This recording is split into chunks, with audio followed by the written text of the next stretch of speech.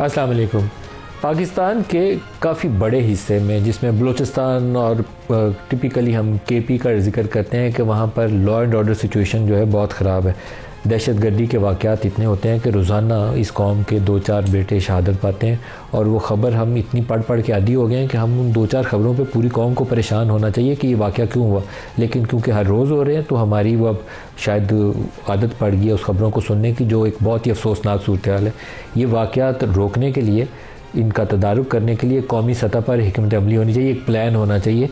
कोई भी कौम रोज़ाना ये इस तरह की ख़बरें सुनना पसंद नहीं करती कि इस कौम के आज 2 बेटे FC के जवान शहीद हो गए, आज पुलिस के एहलकार शहीद हो गए। अभी भी थोड़ी देर पहले पेशावर में एक ब्लास्ट हुआ है जिसमें 3 पुलिस एहलकार ज़ख्मी हैं। इसी तरीके से बलूचिस्तान में रोज़ाना फ़ौज के लोगों की शहादत हो रही है। ये काबिल कबूल नहीं है। लेकिन उससे भी ज़्यादा परेशानी की बात अब पिछले चंद रोज़ के अंदर AJK के अंदर, आज़ाद जम्मू एंड कश्मीर के अंदर जो अमन व अमान की सूरत हाल है वो बड़ी परेशान कुन है।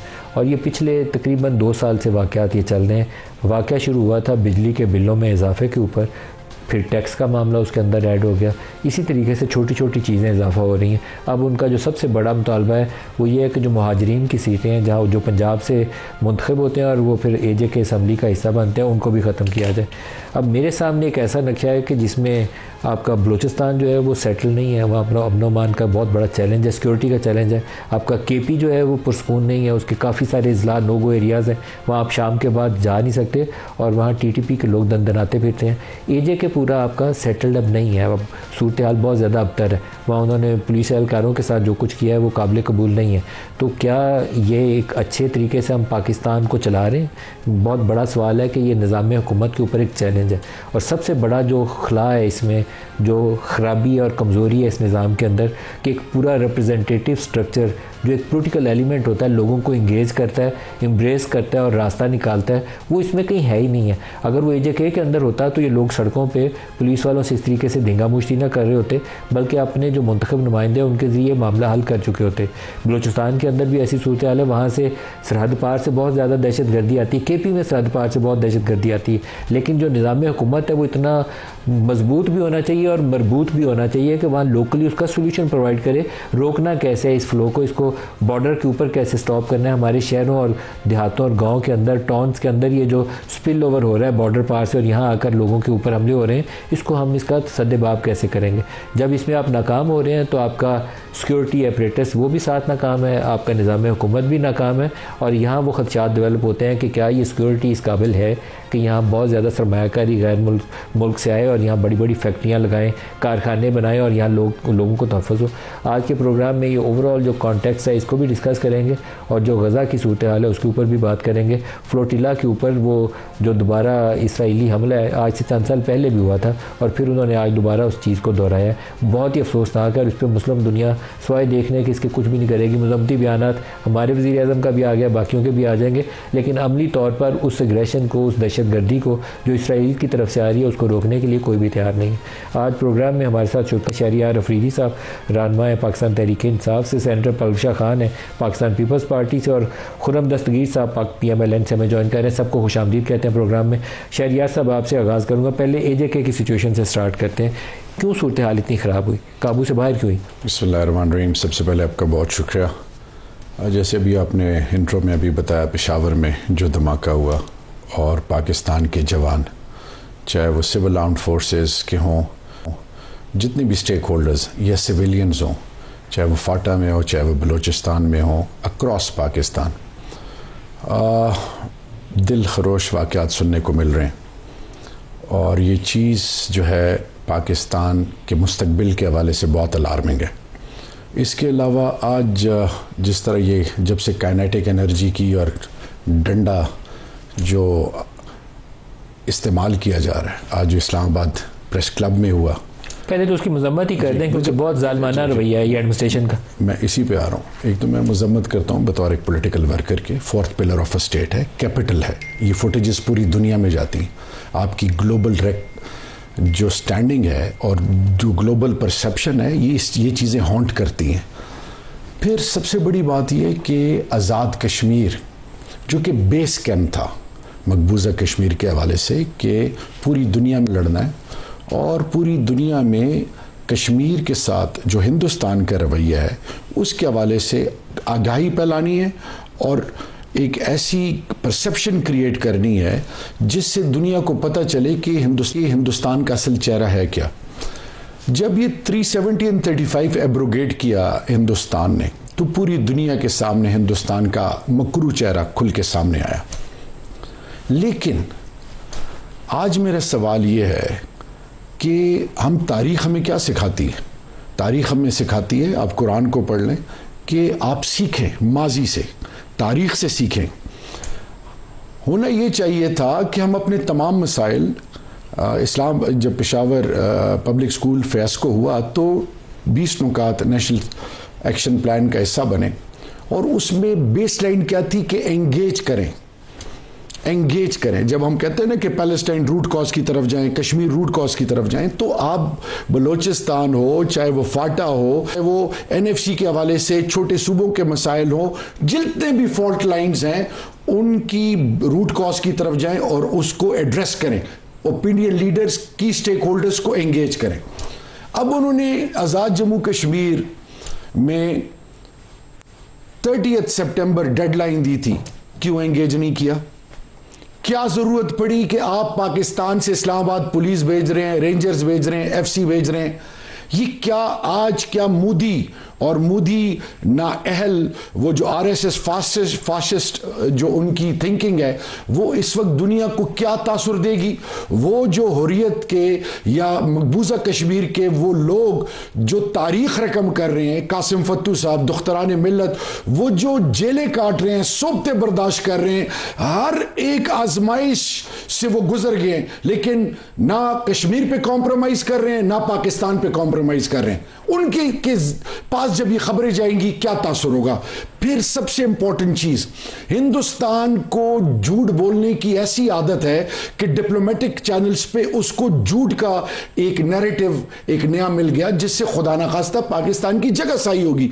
आई फेल टू अंडरस्टैंड कि आप तमाम पॉलिटिकल पार्टीज हैं, पीपल्स पार्टी का अपना रोल है, जमात इस्लामी का अपना रोल है, नून का अपना रोल है, पाकिस्तान तहरीक इंसाफ, जितनी भी पॉलिटिकल पार्टीज हैं उनकी प्रेजेंस है। आज क्या वजह बनी कि तमाम पॉलिटिकल पार्टीज प्रोटेस्ट कर रही हैं? फिर आपने आज फॉर्म 47 के जो बेनिफिशरी हैं इनको समझ क्यों नहीं आ रही? अभी जैसे तलाल चौधरी अभी माफी मांगने चले गए हैं, तो आज अभी भी टाइम है, एक माफी मांगे, अभी नोटिस ले लिए। शहबाज शरीफ साहब को तब एहसास होता है जब चीजें एग्रीवेट हो जाती हैं। मैं हैरान और परेशान हूं, इस मुल्क की आने वाली नस्लों पर रहम करें, इस मुल्क के मफादात पर रहम करें, इस खित्ते के अमन को देखें। हिंदुस्तान ऑलरेडी अपनी बेइज्जती का बदला लेने का अल्लाह उनको तौफीक ना दे, लेकिन वो पर तो तोड़ रहा है। फिर इजराइल का जो ओवरऑल जो उसकी साइकी है, जिस तरह अभी सेनेटर मुश्ताक साहब के साथ जो हुआ, फिटेला पे वो ह्यूमैनिटेरियन जो इंसानियत के अलमदार हैं, जो इंसानियत की खिदमत के लिए निकले हुए, आलमी सतह पे हम मुसलमान और बिलखसूस पाकिस्तान हमें होश के नाखून लेने चाहिए। जब मेरा घर अंदर से ठीक होगा, 2611 किलोमीटर आपका जो ड्यूरेंट लाइन है, 909 किलोमीटर आपका ईरान के साथ, आपके मुल्क के अंदर एक ऐसी फिजा होनी चाहिए कि फेडरेटिंग यूनिट्स एक हो। इसी पे इमरान खान पाकिस्तान तहरीक इंसाफ जोर दे रहे हैं कि घर को ठीक करें, लेकिन मुसीबत यह कि जब आप डंडे के जरिए अपने मसाइल का हल ढूंढे तो उसमें हल नहीं मिलेगा। पलशा बीबी, आप बताइए, ये जो सूरत हाल है इस वक्त एजेके के अंदर, आप इसमें क्या खराबी समझती हैं? पॉलिटिक्स इसमें क्यों नाकाम हुई?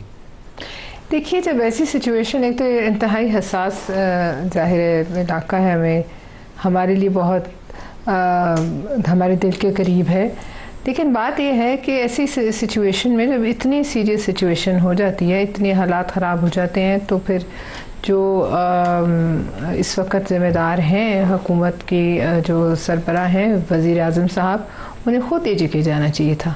शहबाज साहब को जाना चाहिए? मुझे नहीं, वो अभी कहाँ है? अगर आप तो लंदन में सुना है कि शायद पाकिस्तान के लिए मैं समझती हूँ ये काफ़ी दिन से एक हालात वहाँ ख़राब हो रहे थे। शहबाज साहब खुद आ जाना चाहिए था। जब मुल्क में इतना मसला, इतनी हालात ख़राब हो जाए तो वज़ीर आज़म साहब को आना चाहिए था और आकर खुद एजेके जाना चाहिए। आज अभी कायरा साहब को, इतने हालात अमीर मुकाम को, इन लोगों को भेजा गया, एहसन इकबाल को भेजा गया, लेकिन ये काम 30 तारीख से पहले भी हो सकता था। देखिए, मैं कह रही हूँ कि अब आपकी कुछ चीज़ें ऐसी हैं जिनको आप ऐसे इस तरह हल नहीं कर सकते और ना इतना छोड़ सकते हैं।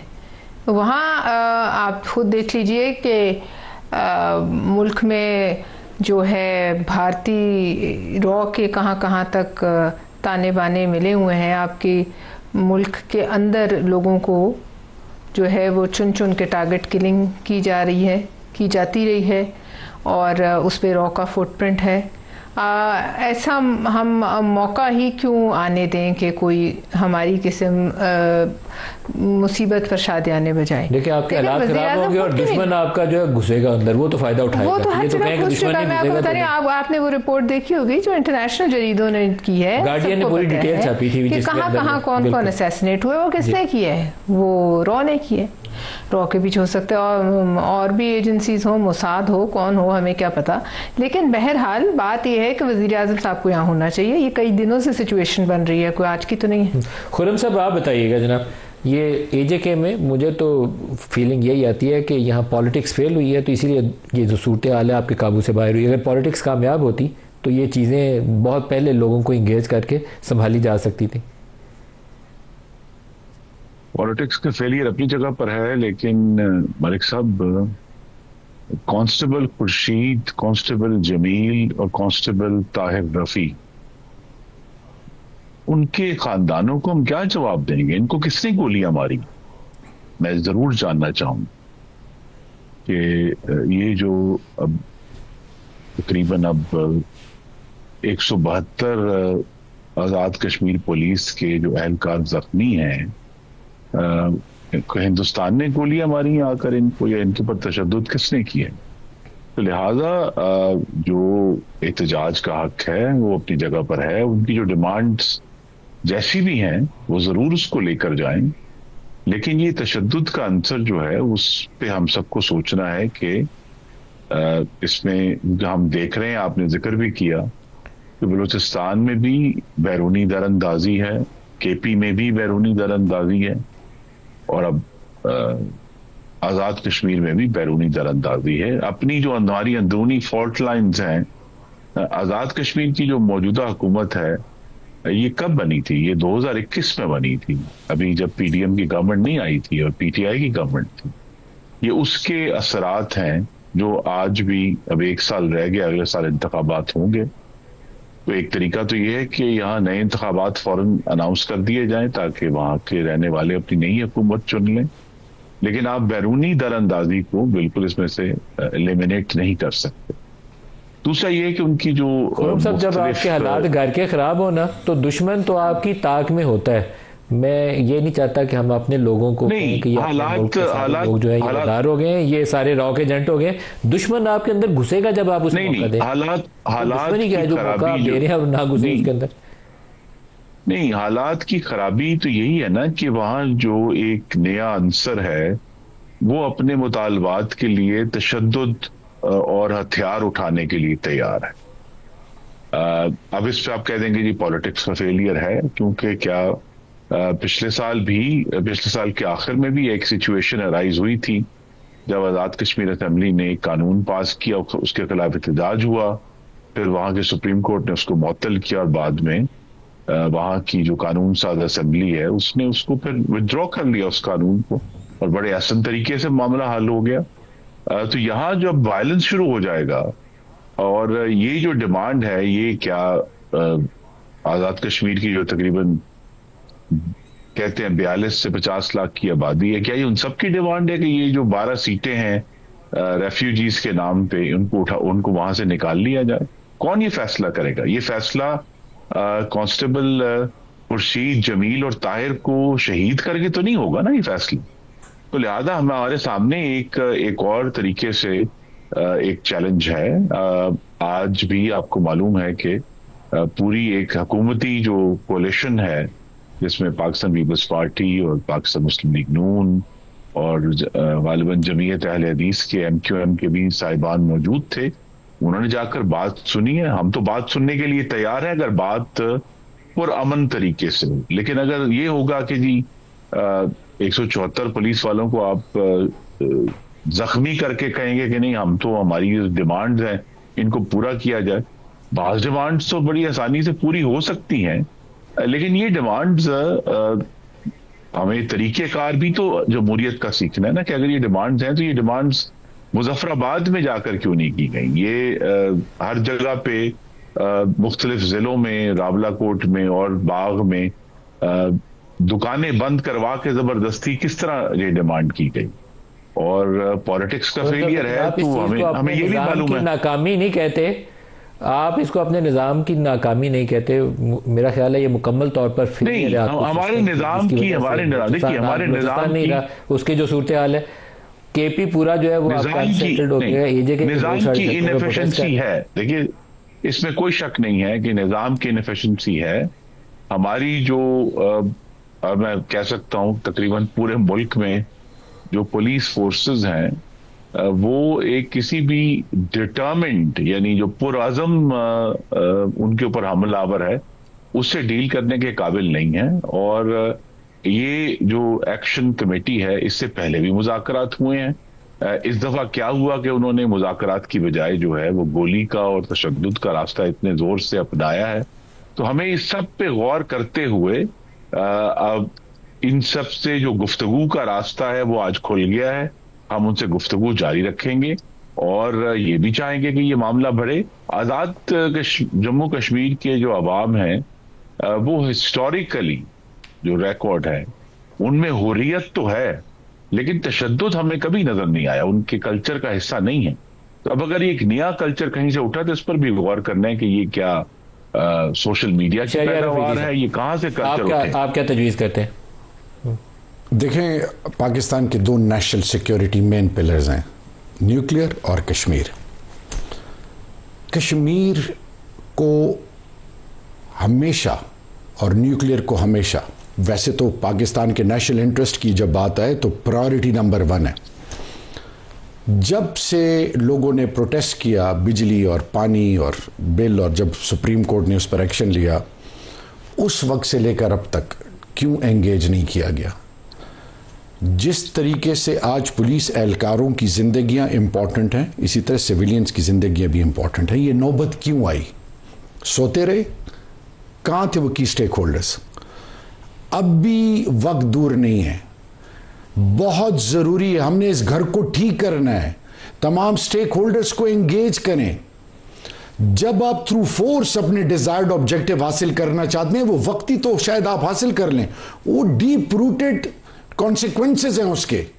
मैं कश्मीर कमेटी का चेयरमैन रहा हूं, 10 अजला हैं आजाद कश्मीर के। ये आपको मैं दिल से बताऊं, जब कश्मीर प्रीमियर लीग हुई थी, दुनिया में कश्मीर के हवाले से ग्लोबल एम्बेसडर्स बन गए थे। कश्मीर की हर तरफ बात हो रही थी।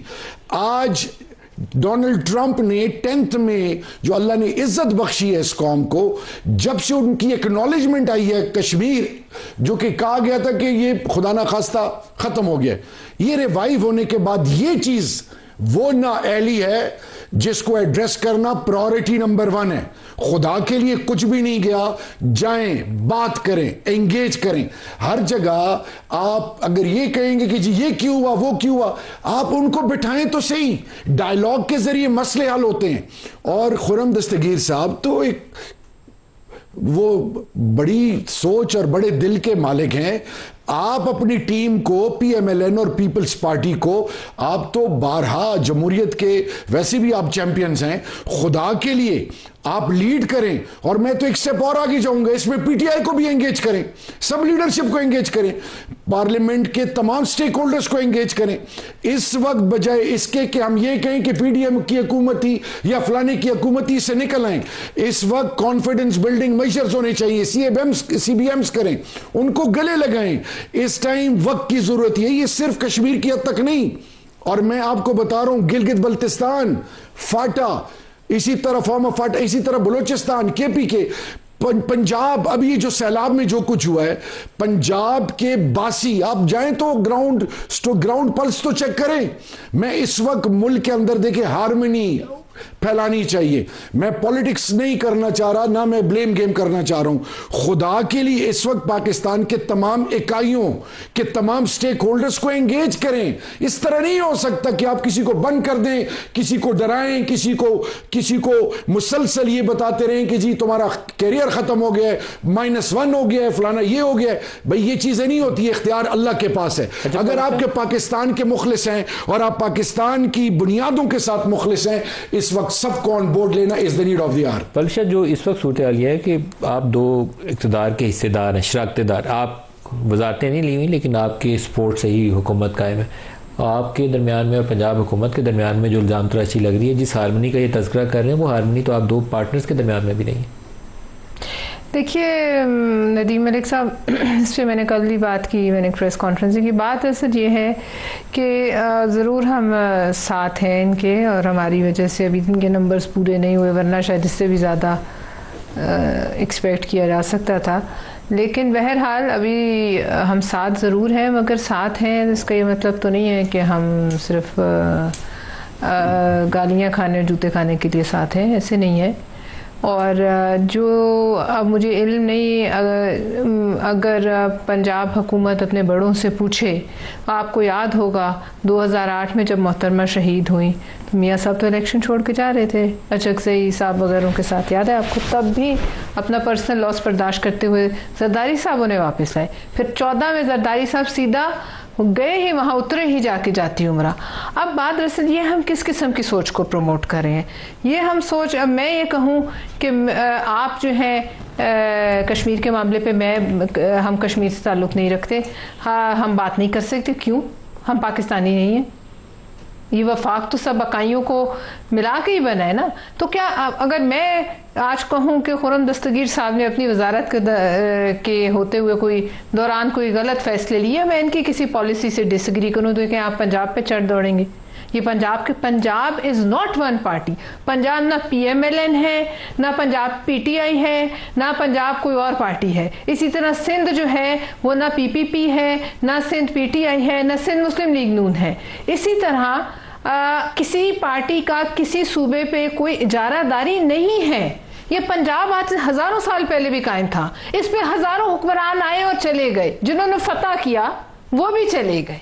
ये तो अब हमारा एक सिस्टम है ना डेमोक्रेटिक, जिसमें आज ये हुकूमत है, कल कोई। अब इसको पंजाब पे आपकी कारकर्दगी पे आप हमारी हमें तो कितनी तनकीद होती थी, आपको याद है हमारी, हमें तो इस हिसाब से तो लोगों को टुकड़े कर देना चाहिए था, जिस तरह से हमारी हुकूमतों पे तनकीद होती रही।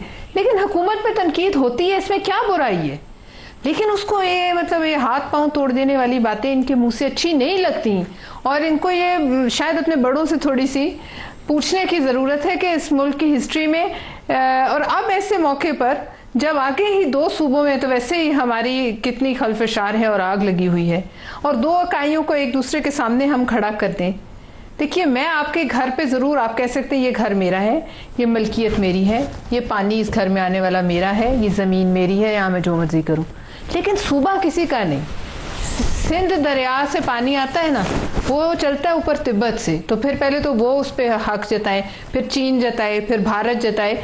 ये वाली गुफ्तगू जो है, ये अगर मरियम बीबी करें ना भारत से, हम उनके साथ हैं, वो कहें ये पानी मेरा है, मोदी को सुनाए, हम कहेंगे हाँ बिल्कुल सच कहती।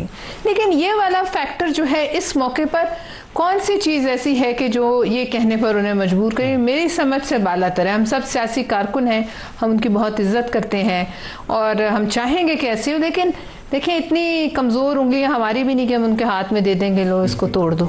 ऐसे कभी हुआ है? चूरी खाने वाले मिट्ठू तो पीपल्स पार्टी वाले भी नहीं। एक ब्रेक ले लें, हमारे साथ रहिएगा।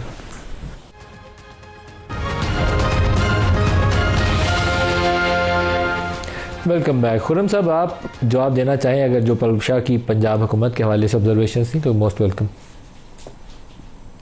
जी नहीं, हमें असल में तो साथ चलना है, और जो इख्तलाफ हुआ भी है उसके ऊपर जो कुछ सख्त अल्फाज कहे भी गए, लेकिन हकीकत ये है कि अगर कोई इख्तलाफ है तो वो जो डिलीवरी है सैलाब के जो मुतासरीन है उनको जो रिलीफ देना है, उसके तरीके के ऊपर इख्तलाफ है ना असल में। तो कि वो कहते हैं जी BISP जो है वो बेहतर है पंजाब हुकूमत का ख्याल है कि नहीं, हम इसके ऊपर अपनी तरीक़ेकार इख्तियार करेंगे, और उसमें फिर बात बढ़ गई आगे तो हम यहाँ तक पहुंचे। तो असल बात हमें याद रखना चाहिए कि हम सब ये चाहते हैं कि हम जो सैलाबजदगान हैं उनको रिलीफ पहुंचाएं। उसमें इख्तलाफ होंगे और फिर अल्हम्दुलिल्लाह हम उनको हल करेंगे।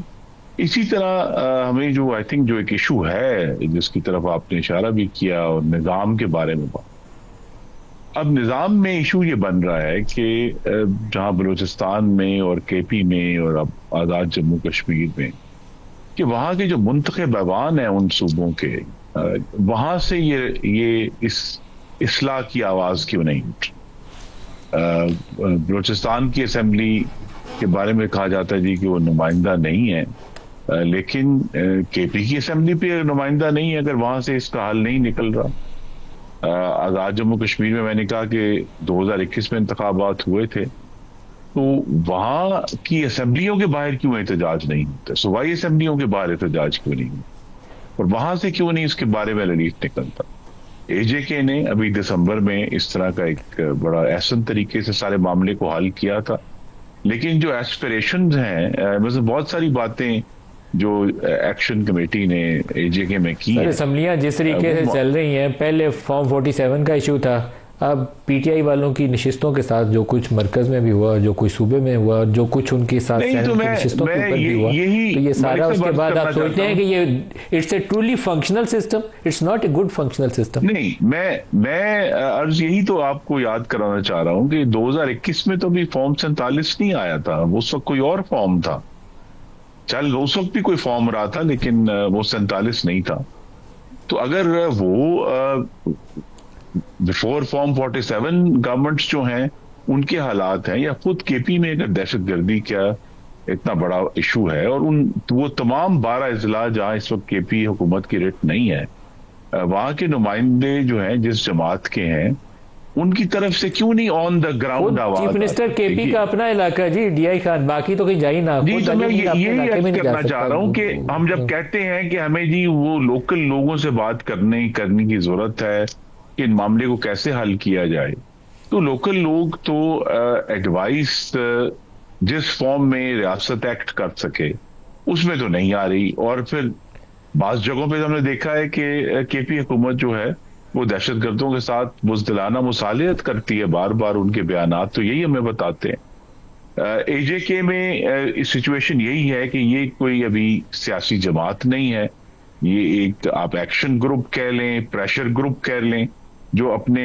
जो है मुतालबात लेकर चला है, और उनके मुतालबात जो हैं वो बिलाखिर या तो असेंबली ने, उनकी जो कानून साज असेंबली है उसने पूरे करने हैं, या पीछे से इनडायरेक्टली वफाक ने पूरे करने हैं। अब वफाक 310 अरब रुपए का बजट जो है वो एजेके को दे रहा है, पाकिस्तान की गालिबन सस्ती तरीन तकरीबन मुफ्त बहुत साल पहले शौकत अजीज साहब मुशर्रफ दौर में फाइनेंस मिनिस्टर थे और उनको वज़ीर आज़म बनाने की तैयारी हो रही थी। मैं आपको एक तारीखी हकीकत बयान करने लगा हूँ। तो एज ए जर्नलिस्ट मैंने उन्हें कहा कि आप फाइनेंस मिनिस्टर हैं, आपके ऊपर जनाब मुशर्रफ की छतरी है और उसके नीचे आप अच्छा फाइनेंस मिनिस्टर के तौर पर काम कर रहे हैं। एज़ प्राइम मिनिस्टर अगर खुदा न खास्ता बलूचिस्तान में भी बुगटी का वाक़या नहीं था हुआ, तो मैंने कहा अगर बुगटी का वाक़या हो गया तो आपको पता है बलूचिस्तान में एज़ प्राइम मिनिस्टर आप किससे बात करेंगे। उन्होंने पता है शौकत अजीज़ कौन सा है। ये मेरा उनसे फाइनेंस मिनिस्ट्री क्यू ब्लॉक में मेरी उनसे बात हो रही थी और उसके चंद माह बाद बुगटी वाला वाक़या हुआ। तो क्या शौकत अजीज़ को पता था कि बुगटी कौन है और किससे जाके वो मुसालियत करे और इस वाक़े को रोकता कैसे। यही सूरत हाल आज है। हम ना उस वक्त इस अलमियों को समझे थे ना आज समझने पे तैयार है। ये हमारी तो जो क्लास का भी और बहुत सारे बड़े ताकतवर लोगों का भी अलमिया कि हम सब के इतराज़ात हो सकते हैं सूबाई असेंबलियों के ऊपर, उन ऐवानों के ऊपर, लेकिन कम से कम वहां से कुछ तो, अगर वो लोग ऑन द ग्राउंड हैं, कुछ तो हमें गाइडेंस होनी चाहिए, कुछ तो हमारा जो डायलॉग का रास्ता है वो खुलना चाहिए। या अगर ये भी क्लैरिटी आ जाए कि भी डायलॉग का रास्ता नहीं है और हमें इसके ऊपर एक्शन करना है, तो हम उसके लिए भी तैयार होंगे। लेकिन बहरहाल ये जो जितना मैंने कहा एजेके में और सब सिचुएशन क्रिएट हुई है, हमें ये हमारा एक, इस हद तक मैं शहरयार साहब से एग्री करता हूं कि ये हमारा एक इज्तिमाई चैलेंज है जिसको हमें इज्तिमाई तरीके से ही हल करना है।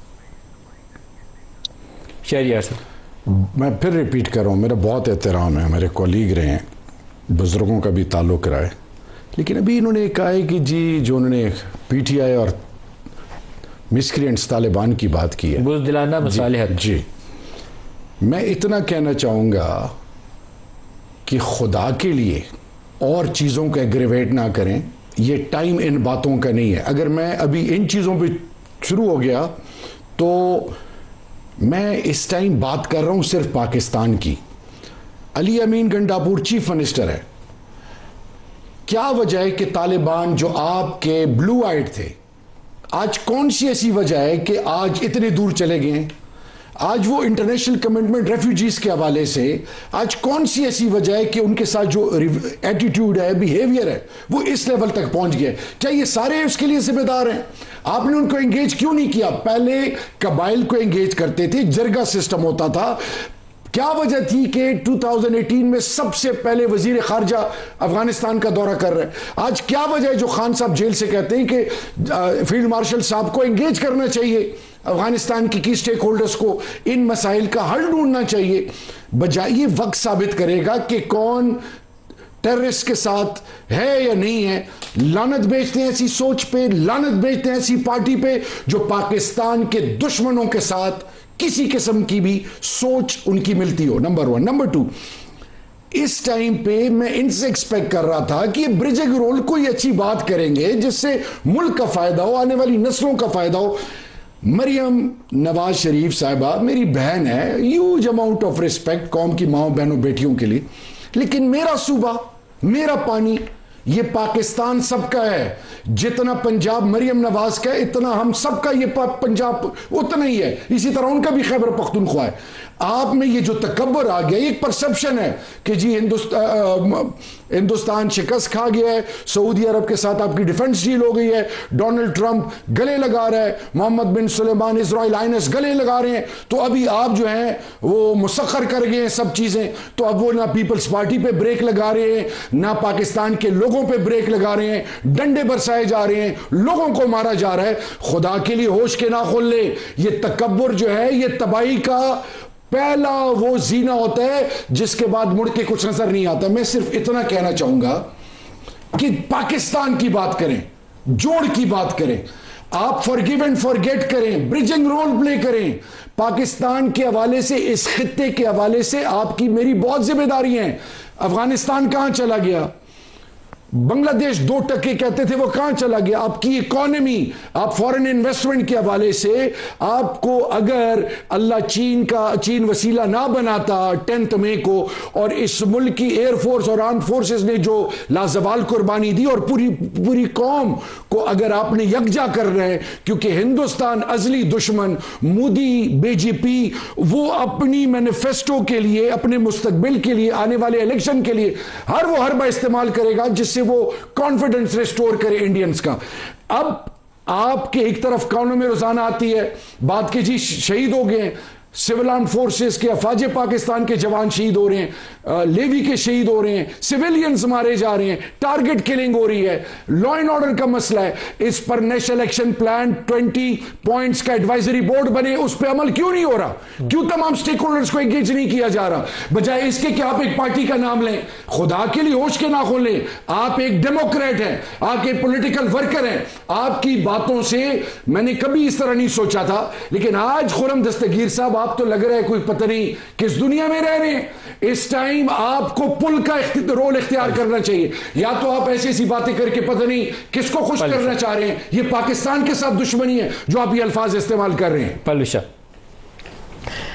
क्लोजिंग बात। देखिए, मैं समझती हूँ कि सब वज़ीर आज़म साहब को खुद कश्मीर जाना चाहिए, और अगर वो नहीं जा पाते तो फिर फील्ड मार्शल साहब को खुद मुज़ाकरात को ओपन कर देना चाहिए। वो चले जाएं, मुझे उम्मीद है कि मामला हल हो जाएंगे। वो खुद तो नहीं करेंगे, वो तो किसी नुमाइंदे को ही मुकर्रर कर सकते हैं कि वो जाए। नुमाइंदे तो वज़ीर आज़म साहब है ना, लेकिन जो हसासियत है मामले की, और जो हमारा दुश्मन इस वक्त छुरियाँ तेज़ करके बैठा है, तो फिर अगर पॉलिटिकल प्रोसेस जो है वो नहीं चल रहा, तो फिर हमें अपने मुल्क की सालमियत को तो बचाना है। फिर बिल्कुल 1 मिनट है मुख्तसरन, अगर मुश्ताक साहब से, आपकी सेनेटर मुश्ताक की फैमिली से या उनसे इंटरेक्शन हुआ फ्लोटिला की वजह से? क्लोजिंग बिल्कुल एंड है। देखिए, सेनेटर मुश्ताक एक बहुत बहादुर आदमी है। वो जान पे खेल कर जहाँ उसने कहा था वो चला गया।